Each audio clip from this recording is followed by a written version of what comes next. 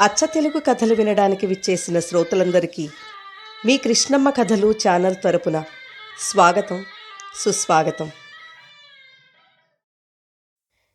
ఈ వీడియోలో మీరు మన ఇతిహాసం రామాయణం, వాల్మీకి రామాయణానికి సంక్షిప్త వచన రూపాన్ని వినబోతున్నారు. రామాయణాన్ని ఎందుకు చదవాలంటే, మానవ జీవితాన్ని సంస్కరించగల మహాకావ్యం రామాయణం. మానవ హృదయాల నుండి ఎప్పటికీ చెరగని కథ. అమ్మా నాన్నల అనురాగం, పుత్రుల అభిమానం, అన్నదమ్ముల అనుబంధం, భార్యాభర్తల సంబంధం, గురుభక్తి, శిష్యానురక్తి, స్నేహఫలం, ధర్మబలం, వినయంతో ఒదగడం, వివేకంతో ఎదగడం, జీవకారుణ్య భావన, ప్రకృతి లాలన, ఇలా జీవిత పార్శ్వాలెన్నింటినో పట్టి చూపిస్తుంది రామాయణం. రామాయణాన్ని చదవడం అంటే జీవితాన్ని చదవడమే. రామాయణం పారాయణ గ్రంథం మాత్రమే కాదు, ఆచరణ ప్రధాన గ్రంథం. ఉత్తమ ధర్మాలను ఆచరిస్తే మనిషి మనీషిగా ఎలా ఎదగగలడో నేర్పుతుంది. చిన్న చిన్న పాత్రల ద్వారా సమున్నత సందేశాన్ని అందిస్తుంది. రామో విగ్రహవాన్ ధర్మః సత్యధర్మ పరాక్రమః అన్న మహితోక్తిని మారీచుని నోటి నుండి మహర్షి పలికించాడు. రాముని వంటి ఆదర్శమూర్తి, రామాయణం వంటి ఆదర్శ కావ్యం నభూతో న భవిష్యతి. మనిషి ఉన్నంతకాలం రామాయణం ఉంటుంది. ప్రపంచ సాహిత్యంలోనే ఆది కావ్యం రామాయణం. వాల్మీకి మహర్షి దీనిని రచించి ఆది కవిగా కీర్తి పొందాడు. రామాయణం, పౌలస్త్యవధ, సీతాయాశ్చరితం మహత్ అనే 3 పేర్లు దీనికున్నాయి. 6 కాండల విభాగంతో 24,000 శ్లోకాలతో సంస్కృత భాషలో సాగిన రచన ఇది. తరువాతి కాలంలో ఎన్నో రామాయణాలొచ్చాయి. మన దేశంలోనే కాదు, ప్రపంచంలోని పలు దేశాల్లో ఈ రామాయణ కథ మనకు కనిపిస్తుంది. వారి వారి ప్రతిభను అనుసరించి వాల్మీకి కథకు జోడింపులు చేసిన కవులు ఉన్నారు. అవే నిజం అన్నంతగా ప్రచారం పొందాయి కొన్ని సంఘటనలు. వాల్మీకి రామాయణ కథను సంక్షిప్తంగా అందించే ప్రయత్నం ఇది. సమున్నత సమాజాన్ని నిర్మించడమే లక్ష్యంగా ముందు తరాల వారికి స్ఫూర్తి కోసం చేసిన రచన ఇది. బాలకాండ. శ్రీమన్నారాయణుని నిరంతరం స్మరించే నారద మహర్షి ఒకనాడు మునిశ్రేష్ఠుడైన వాల్మీకి ఆశ్రమానికి వచ్చాడు. నారదుడు తపస్వి, వాక్చతురుల్లో శ్రేష్ఠుడు. వాల్మీకి జిజ్ఞాసతో నారదుల వారిని అడిగాడు. జిజ్ఞాసే విజ్ఞానానికి మూలం. ఓ మహర్షి, అన్నీ మంచి గుణాలు కలవాడు, ఎలాంటి ఆపదలు చుట్టుముట్టినా తొణకనివాడు, ధర్మం తెలిసినవాడు, ఆశ్రయించిన వారిని ఆదుకునేవాడు, మాట తప్పనివాడు, సకల ప్రాణులకు మేలు చేసేవాడు, వీరుడు, ధీరుడు, అసూయలేనివాడు, అందమున్నవాడు, ఇలాంటి శుభలక్షణాలు కలవాడు ఎవరైనా ఈ లోకంలో ఉన్నాడా అని ప్రశ్నించాడు. నారదుడు చిరునవ్వుతో సమాధానమిచ్చాడు. మహాముని, ఇన్ని లక్షణాలు ఒకే వ్యక్తిలో కుదురుకోవడం సాధారణంగా జరగదు. కాని నీవు తెలిపిన విశిష్ట గుణాలన్నీ మూర్తీభవించినవాడు శ్రీరాముడని తెలిపాడు. రామాయణ గాథను సంక్షిప్తంగా వాల్మీకి వినిపించాడు నారదుడు. అక్కడి నుంచి బ్రహ్మలోకానికి వెళ్ళిపోయాడు. రామకథ వాల్మీకి మనసులో నాటుకుపోయింది. నారదుని మాటలు ఇంకా చెవిలో ఇల్లు కట్టుకుని పోరుతున్నాయి. గంగానది సమీపాన గల తమసా నదికి స్నానం చేయడానికి బయలుదేరాడు. భరద్వాజాది శిష్యులు వెంట నడుస్తున్నారు.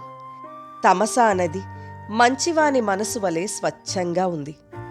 స్నానానికి నదిలోకి దిగిన వాల్మీకి చుట్టూ ఉన్న ప్రకృతి అందాలకు పరవశిస్తున్నాడు. సమీపంలో ఒక కొమ్మపైన క్రౌంచ పక్షుల జంటను చూశాడు. వాటి అనురాగం ముచ్చట కొలుపుతున్నది. వాటి మధురధ్వనులు వీణుల విందు చేస్తున్నాయి. ఇంతలో ఒక వేటగాడు క్రూర బాణంతో మగపక్షిని నేలకూల్చాడు. అది నెత్తురోడుతూ విలవిలలాడుతూ ప్రాణాలను విడిచింది. ఆ ఎడబాటును తట్టుకోలేని ఆడపక్షి తల్లడిల్లిపోయింది. హృదయ విదారకమైన ఆ దృశ్యాన్ని చూశాడు వాల్మీకి. కరుణరసం జాలువారింది. ధర్మావేశం కట్టలు తెంచుకుంది. వెంటనే నోటి వెంట అప్రయత్నంగా మానిషాద ప్రతిష్ఠాంత్వ మగమహ శాశ్వతీ సమాహ యత్ క్రౌంచమిథునాదేకం అవధీహి కామమోహితం. ఓ కిరాతుడా, క్రౌంచ పక్షి జంటలో పరవశమై ఉన్న ఒక పక్షిని చంపి నీవు శాశ్వతంగా అపకీర్తి పాలవుతావు అన్న మాటలు వచ్చాయి. అననైతే అన్నాడు కాని తరువాత అతనికే ఆశ్చర్యం వేసింది. ఈ మాటలు సమానాక్షరాలు గల 4 పాదాలతో లయబద్ధంగా వచ్చాయి. ఇది ఛందోబద్ధమైన శ్లోకమేనని నిర్ధారించుకున్నాడు. శోకం నుంచి శ్లోకం పుట్టింది. ఆశ్రమానికి తిరిగి వచ్చారందరూ. కాని క్రౌంచపక్షి దారుణ దృశ్యం మాత్రం వాల్మీకి మనసు నుంచి వెనుదిరగడం లేదు. అదే ఆలోచన, అదే ఆవేదన. ఇంతలో సృష్టికర్త అయిన బ్రహ్మ వాల్మీకిని చూడడానికి ఆశ్రమానికి వచ్చాడు. అతనికి శాస్త్రోక్త ఉపచారాలన్నీ చేశాడు వాల్మీకి. బ్రహ్మ వాల్మీకిని కూర్చోమన్నాడు. బ్రహ్మ ఆసనం కన్నా కొంచెం తక్కువ ఎత్తుగల ఆసనం పైన కూర్చున్నాడు వాల్మీకి.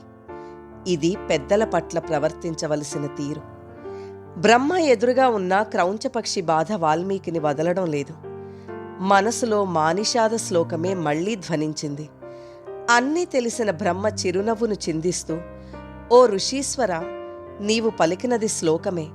అది నా సంకల్ప ప్రభావం. ఈ ఛందస్సు అనుష్టుప్లోనే శ్రీరామచరిత్రను రాయమని ఆదేశించాడు. నారదుడు స్పష్టంగా వివరింపని రామకథా రహస్యాలు కూడా స్ఫురిస్తాయని అనుగ్రహించాడు. ఈ భూమండలంలో పర్వతాలు, నదులు ఉన్నంతకాలం రామాయణ గాథను జనులు కీర్తిస్తూనే ఉంటారని ఆశీర్వదించాడు. బ్రహ్మ ఆదేశానుసారం రామాయణ రచనకు శ్రీకారం చుట్టాడు వాల్మీకి మహర్షి. అయోధ్యా నగరం. సరయూ నదీ తీరంలో కోసల అనే సుప్రసిద్ధ దేశముంది. అందులోనిదే అయోధ్య అనే మహానగరం. అయోధ్య అంటే యోధులకు జయించడానికి శక్యం కానిది. మనువు దీన్ని నిర్మించాడు. కోసల దేశాన్ని దశరథ మహారాజు పరిపాలిస్తున్నాడు. అతడు సూర్యవంశం వాడు, మహావీరుడు. దేవతల పక్షాన రాక్షసులతో ఎన్నో మార్లు యుద్ధం చేసినవాడు. ధర్మపరాయణుడు. ప్రజలను కన్నబిడ్డల వలె చూసుకునేవాడు. వశిష్ఠ, వామదేవులు అతని ప్రధాన పురోహితులు. సుమంత్రుడు మొదలుగా గల 8 మంది మంత్రులు.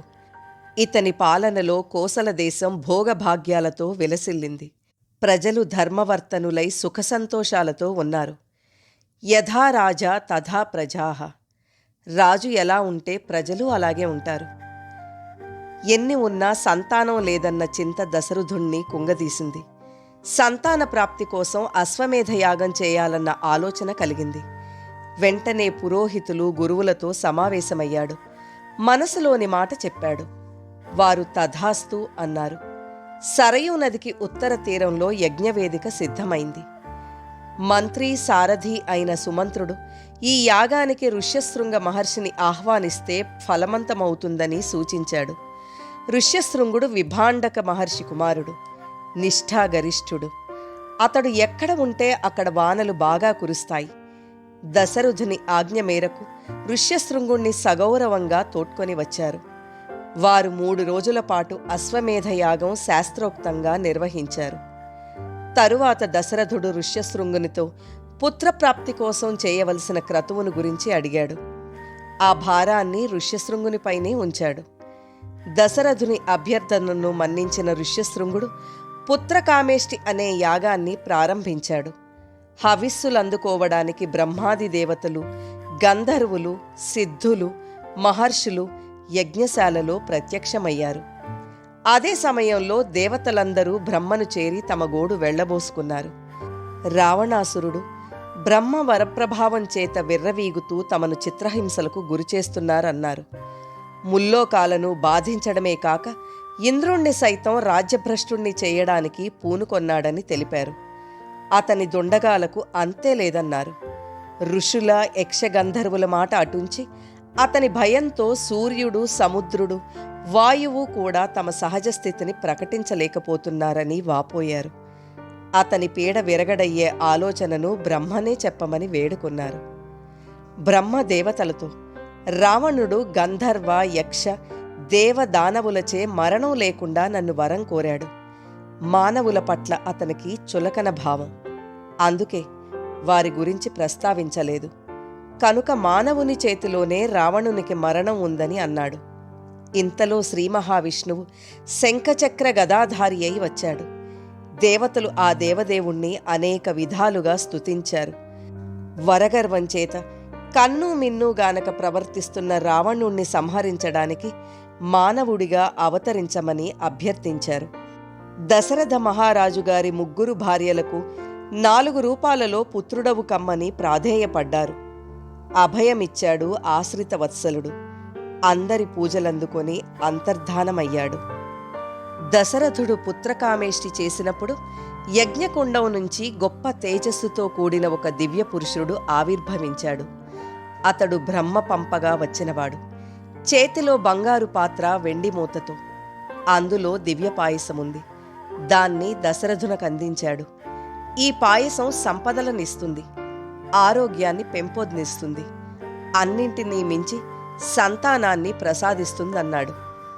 పేదవానికి పెన్నిధి దొరికినట్లయింది దశరథునికి. అతని మనస్సు ఆనంద తాండవం చేసింది.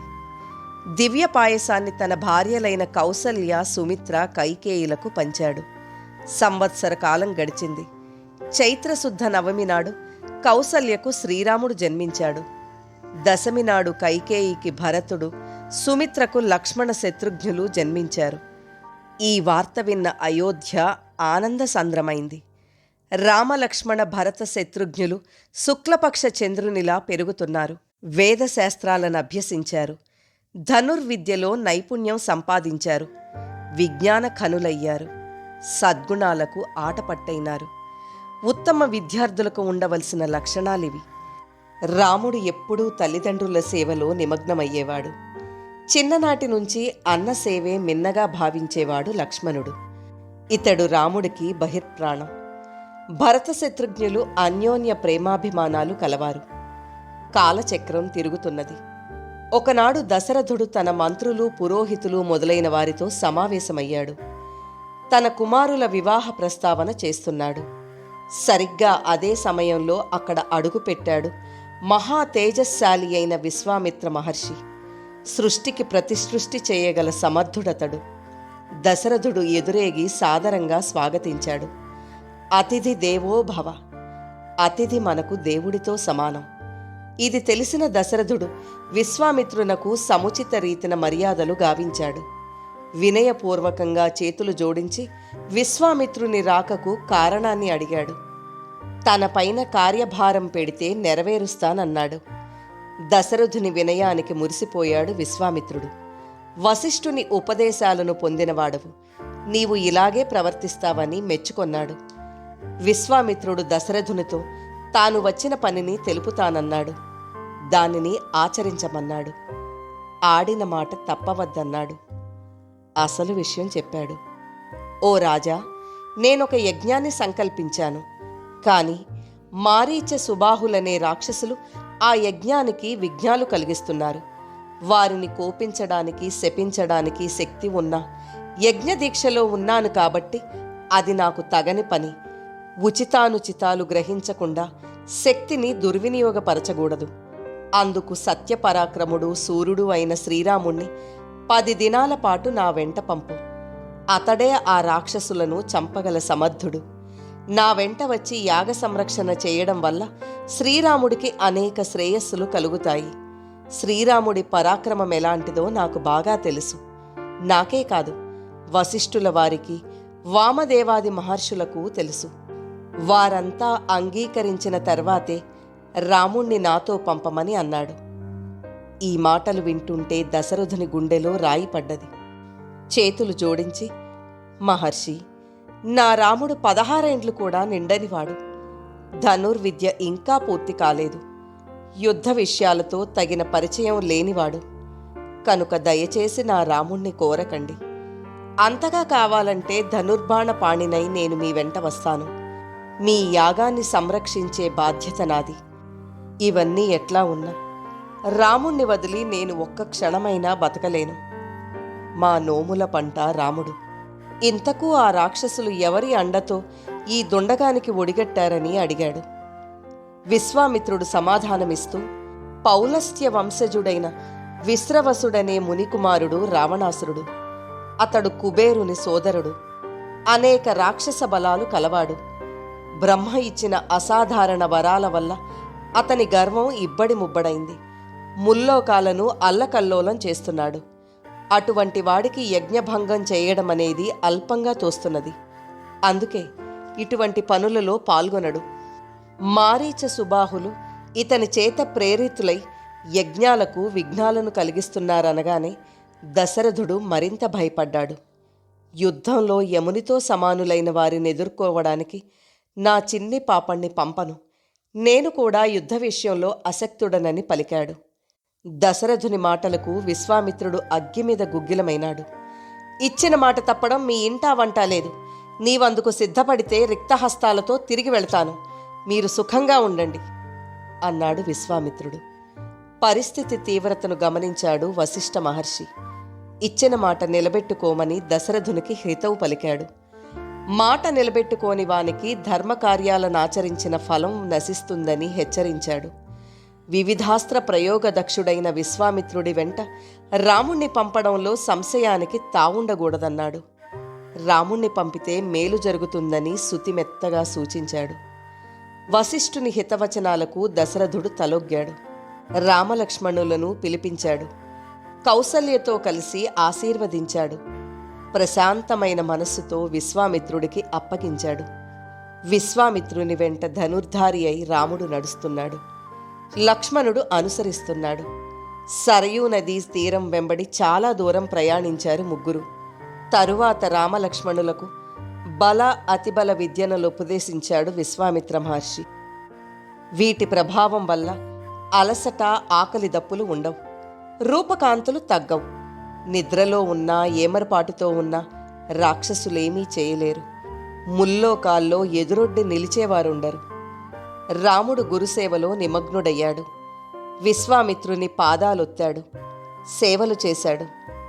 గురుసేవ విశేష ఫలితాన్నిస్తుంది. సరయూ నదీ తీరంలోనే వాళ్ళు ఆ రాత్రి నిద్రించారు. తెల్లవారుతోంది. విశ్వామిత్రుడు రామలక్ష్మణులకు మేలుకొల్పు పలికాడు. కౌసల్యా సుప్రజా రామ పూర్వా సంధ్యా ప్రవర్తతే ఉత్తిష్ట నరసార్ధూల కర్తవ్యం దైవమాహ్నికం. కౌసల్యాదేవి సత్సంతానమైన ఓ రామ, తూర్పున ఉషఃకాంతులు ప్రసరిస్తున్నాయి. నిద్రలేచి నిత్యకర్మలను ఆచరించమన్నాడు. గురువాక్యం శిరసావహించాడు రాముడు లక్ష్మణునితో కలిసి. మళ్లీ ప్రయాణం కొనసాగింది. సరయూ గంగా నదుల సంగమ ప్రదేశాన్ని చేరుకున్నారు. అక్కడి విశేషాలను గురుముఖతః తెలుసుకున్నారు. జ్ఞానాన్ని పొందడంలో నిరంతరం అప్రమత్తులై ఉండడం ఉత్తమ విద్యార్థుల లక్షణం. ప్రయాణం సాగుతున్నది. మలద, కరూస అనే జనపదాలకు చేరుకున్నారు. ఇంద్రుని అనుగ్రహ విశేషం చేత ఈ ప్రాంతాలు ధనధాన్యాల సమృద్ధిని కలిగి ఉండేవి. కాని తాటక అనే యక్షిణి ఈ ప్రాంతాలకు వచ్చి విధ్వంసాన్ని సృష్టించింది. పుట్టుకతోనే 1000 ఏనుగుల బలం కలిగిన ఈమెను ఎవరూ ఎదిరించలేకపోతున్నారు.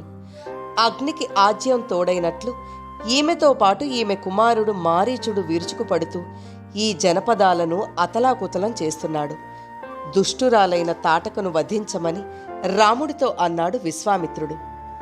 ఒక్క క్షణం రాముడు మౌనముద్ర దాల్చాడు. రాముడి భావం గ్రహించాడు విశ్వామిత్రుడు. స్త్రీని ఎలా చంపాలనే సంశయం వద్దు. అధర్మపరాయణ అయిన తాటకను చంపితే దోషం రాదని కర్తవ్యం ఉపదేశించాడు. వెంటనే రాముడు దృఢ నిశ్చయుడై అంజలి ఘటించాడు. మీరు చెప్పినట్లుగా నడుచుకొమ్మని మా నాన్నగారు నన్ను ఆదేశించారు.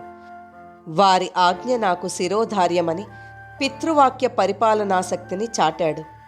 అలాగే గురువు ఆజ్ఞను పాలించడం శిష్యునిగా తన కర్తవ్యమని భావించి తాటక వధకు ఉద్యుక్తుడైనాడు. వికృతాకారంతో విరుచుకుపడుతున్న తాటక చేతులను తన నిశిత బాణాలతో ఖండించాడు రాముడు. అయినా ఆవేశంతో మీదకి వస్తున్న తాటక ముక్కు చెవులను కోసివేశాడు లక్ష్మణుడు. తాటక ఆవేశం రెండింతలైంది. తాను కనబడకుండా వాళ్లపై రాళ్లవాన కురిపిస్తున్నది. ఇదంతా గమనిస్తున్నాడు విశ్వామిత్రుడు. సంధ్యాకాలం సమీపిస్తున్నది. ఈలోపే తాటకను పరలోకానికి పంపమని పురమాయించాడు. అసుర సంధ్యాకాలంలో రాక్షసులు మహాబలాన్ని పొందుతారు. ఎదుర్కోవడం కష్టం. ఇక ఏమాత్రం ఆలస్యం చేయకుండా రాముడు శబ్దవేది విద్యను ప్రదర్శిస్తూ బాణప్రయోగం చేశాడు. క్షణకాలంలో తాటక నేలపై పడి ప్రాణాలను వదిలింది. తాటక వధతో దుష్ట సంహారానికి పూనుకొన్నాడు రాముడు. ఇంద్రాది దేవతలు రాముణ్ణి స్తుతించారు. సంతుష్టుడైన విశ్వామిత్ర మహర్షి రామునకు ఎన్నో దివ్యాస్త్రాలను అనుగ్రహించాడు. గురువు అనుగ్రహిస్తే ఇవ్వలేనిదేమిటి, శిష్యుడు పొందలేనిదేమిటి? రామలక్ష్మణ సహితుడై విశ్వామిత్రుడు సిద్ధాశ్రమం చేరుకున్నాడు. అదే అతని యజ్ఞభూమి. రామలక్ష్మణులు వినయంగా చేతులు జోడించి గురువుగారిని యజ్ఞదీక్షను స్వీకరించమని ప్రార్థించారు. మన్నించాడు మహర్షి. యజ్ఞదీక్షితుడయ్యాడు. మరునాడే యజ్ఞం ప్రారంభమైంది. 6 రోజుల పాటు సాగే ఈ యజ్ఞ విషయంలో అత్యంత జాగరూకులై ఉండమని రామలక్ష్మణులకు సూచించారు మునులు. 5 రోజులైంది. కంటి మీద కొనుకు లేకుండా యజ్ఞాన్ని కాపాడుతున్నారు రామలక్ష్మణులు. కర్తవ్యాన్ని నెరవేర్చడంలో ఇంత నిష్ట ఉండాలి. చివరి రోజు ఉన్నట్టుండి ఒక్కసారిగా యజ్ఞకుండం నుండి జ్వాలలు ఎగిసిపడ్డాయి. ఇది రాక్షసుల రాకకు సూచన. మారీచ సుబాహులు అనుచరులతో వచ్చారు. యజ్ఞవేదిక పరిసరాలు రక్తవర్షంతో తడిసి ముద్దయ్యాయి. రాముడు సీతేషువు అన్న మానవాస్త్రాన్ని మారీచుడుపైకి ప్రయోగించాడు. దాని దెబ్బకు మారీచుడు 100 యోజనాల దూరం ఎగిరి సముద్రంలో పడిపోయాడు. స్పృహ కోల్పోయి గిరగిరా తిరుగుతూ కొట్టుకుపోతున్నాడు. మరునిమిషంలో ఆగ్నేయాస్త్రంతో సుబాహుని వక్షస్థలాన్ని వ్రక్కలు చేశాడు. వాయువ్యాస్త్రంతో మిగతా రాక్షసుల భరతం పట్టాడు. రాక్షస బాధ తొలగింది. యజ్ఞం నిర్విఘ్నంగా జరిగింది. విశ్వామిత్రుడు సంతోషించాడు. సమర్థులైన శిష్యులను చూసి ఏ గురువు సంతోషించడు? మరునాడు ఉదయాన్నే రామలక్ష్మణులు విశ్వామిత్రుని ఎదుట వినయంతో నిలిచారు. ఇంకా ఏమి చేయాలో ఆజ్ఞాపించమన్నారు. విశ్వామిత్రుడు, ఓ రామా, మిథిలానగర ప్రభువు పరమధార్మికుడైన జనక మహారాజు ఒక యజ్ఞాన్ని చేయ సంకల్పించాడు. మనం అక్కడికి వెళదాం. అక్కడ అద్భుతమైన ఒక మహాధనస్సుంది. నీవు చూడవచ్చునన్నాడు. సంసిద్ధులయ్యారు రామలక్ష్మణులు. మునిని అనుసరిస్తూ మిథిల వైపుగా ముందుకు సాగుతున్నారు. అడుగులతో పాటు మాటలూ సాగుతున్నాయి. రాముని కోరిక మేరకు తమ వంశ పుట్టు పూర్వోత్తరాలను వివరించాడు విశ్వామిత్రుడు. ఆ రాత్రి సోనా నదీ తీరంలో విశ్రమించారు. మరునాడు పవిత్ర గంగానదిని దర్శించారు. స్నానాలాచరించి విద్యుక్త ధర్మాలను నెరవేర్చారు. గంగా వృత్తాంతాన్ని వినగోరుతున్నానని వినయంగా అడిగాడు రాముడు. వినిపించాడు విశ్వామిత్రుడు. జిజ్ఞాసువులైన శిష్యులు, విజ్ఞాని అయిన గురువు. ఇక జ్ఞాన ప్రసారానికి అడ్డుంటుందా? పాతాళంలో బూడిద కుప్పలై పడి ఉన్న తన పితరులైన సగరపుత్రులకు ఉత్తమ గతులు కల్పించడానికి సంకల్పించాడు భగీరథుడు. అందుకు ఒకటే మార్గం ఉంది. సురగంగను వారి బూడిద కుప్పలపై ప్రవహింపజేయడం. కాని ఆకాశంలోని గంగను పాతాళానికి దింపడం ఒక పట్టాన జరిగే పనేనా? అయినా దృఢ సంకల్పానికి అసాధ్యమైనది లేదు. భగీరథుడు తీవ్రమైన తపస్సు చేశాడు. బ్రహ్మను, శివుణ్ణి మెప్పించాడు. ఎన్ని అడ్డంకులు ఎదురైనా సంకల్పం నుంచి పక్కకు తప్పుకోలేదు. గంగను పాతాళం దాకా తీసుకువెళ్లడంలో సఫలమనోరథుడయ్యాడు. అందుకే పట్టుదల విషయంలో భగీరథ ప్రయత్నం అన్న జాతీయం ఏర్పడింది. భగీరథుని వంశంలోని వాడే రాముడు. గంగావతరణాన్ని గురించి విశ్వామిత్రుడు రాముడికి చెప్పడంలో ఒక ఆంతర్యముంది.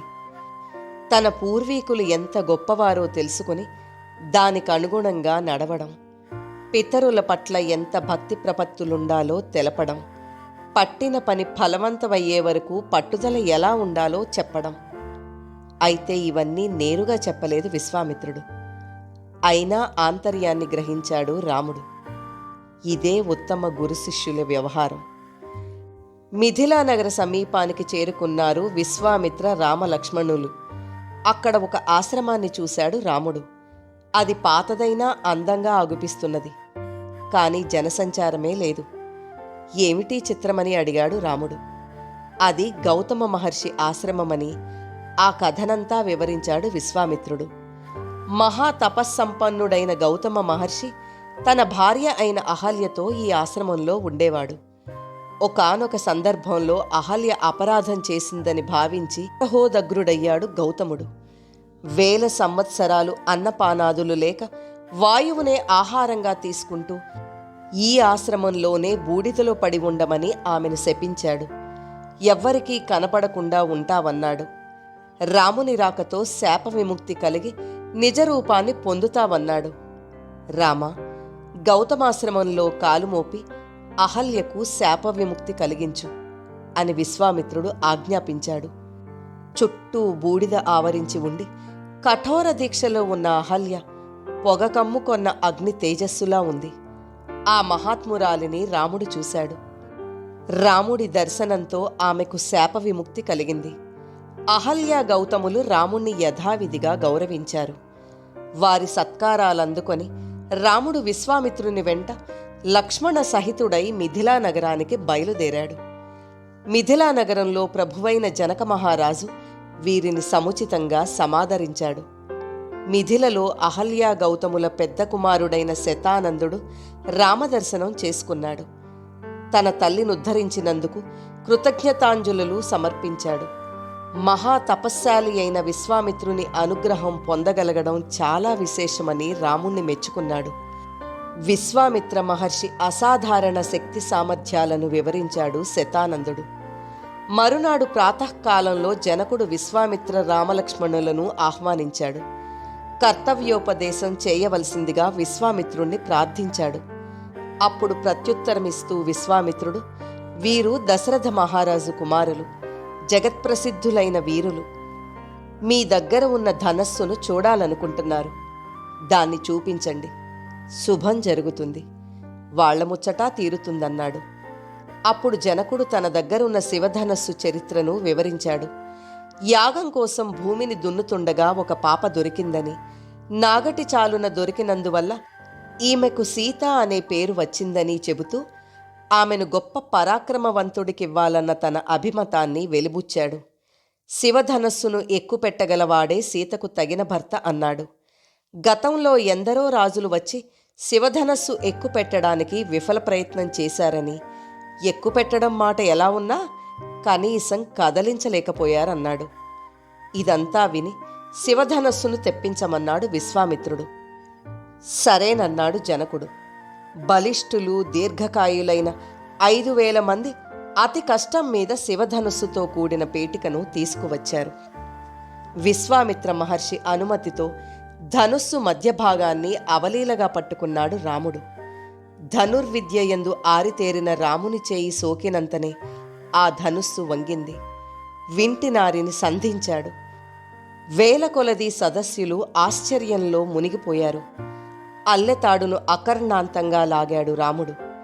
పిడుగుపాటులా భయంకర శబ్దాన్ని చేస్తూ విల్లు ఫెళ్ళున విరిగింది. విశ్వామిత్రుడు, జనకుడు, రామలక్ష్మణులు తప్ప మిగతా వారంతా మూర్ఛపోయారు. ఇచ్చిన మాట ప్రకారం జనకుడు సీతారాముల వివాహం జరపడానికి సంసిద్ధుడయ్యాడు. దశరథ మహారాజుకు వర్తమానం పంపాడు. అయోధ్య నుంచి అందరూ తరలివచ్చారు. జనకుడు తన కుమార్తెలైన సీతను, ఊర్మిళలను రామలక్ష్మణులకు, తన తమ్ముడు కుశధ్వజుని కుమార్తెలైన మాండవిని, శృతకీర్తులను భరత శత్రుఘ్నులకు ఇచ్చి వివాహం జరిపించాడు. అంగరంగ వైభవంగా జరిగాయి కళ్యాణాలు. మరునాడు విశ్వామిత్ర మహర్షి కొత్త దంపతులను ఆశీర్వదించి దశరథ, జనక మహారాజులను వీడ్కొని హిమాలయ పర్వతానికి వెళ్ళాడు. తరువాత బంధుమిత్ర సమేతంగా దశరథుడు అయోధ్యకు బయలుదేరాడు. దారిలో వీళ్లకు పరశురాముడు ఎదురుగా వచ్చాడు. అతడు ప్రళయకాల రుద్రుడిలా ఉన్నాడు. గండ్రగొడ్డలిని, ధనుర్బాణాలను ధరించాడు. ప్రజ్వరిల్లే అగ్నిలా భయంకరంగా ఉన్నాడు. క్షత్రియులంటే ఇతనికి సరిపడదు. పూర్వం క్షత్రియుడైన కార్తవీర్యార్జునుడు ఇతని తండ్రి అయిన జమదగ్నిని చంపాడు. అప్పటి నుండి క్షత్రియ నిర్మూలనానికి కంకణం కట్టుకున్నాడు. 21 సార్లు భూప్రదక్షిణం చేసి ఎంతోమంది క్షత్రియులను తన గండ్రగొడ్డలికి బలి చేశాడు. పరశురాముడు శ్రీరామునితో తన దగ్గరున్న వైష్ణవ ధనస్సు నెక్కుపెట్టమని సవాలు విసిరాడు. సరేనని రాఘవుడు అవలీలగా ఎక్కుపెట్టాడు. ఓటమిని అంగీకరించిన పరశురాముడు తక్షణమే మహేంద్ర పర్వతానికి వెళ్ళిపోయాడు. దశరథుడు సపరివారంగా అయోధ్యకు చేరుకున్నాడు. భరతుడు శత్రుఘ్నునితో మేనమామ వెంట తాతగారింటికి వెళ్ళాడు. రామలక్ష్మణులు తల్లిదండ్రుల సేవలో గురువుల సేవలో తరిస్తూ అయోధ్యలోనే ఉండిపోయారు. కథ నచ్చితే తప్పకుండా లైక్ చేయండి, మీ ఫ్రెండ్స్కి షేర్ చేయండి. అలాగే ఈ ఛానల్ను ఇంకా సబ్స్క్రైబ్ చేసుకోని వారు వెంటనే సబ్స్క్రైబ్ బటన్ నొక్కండి. నోటిఫికేషన్స్ కోసం బెల్ ఐకాన్ క్లిక్ చేయండి. కథలో మీకు నచ్చిన అంశాలను అలాగే మీ సలహాలను సూచనలను కామెంట్స్ రూపంలో తప్పక తెలియజేయండి. మరో మంచి కథతో నెక్స్ట్ వీడియోలో మళ్ళీ కలుద్దాం. అందాక బాయ్ ఫ్రెండ్స్.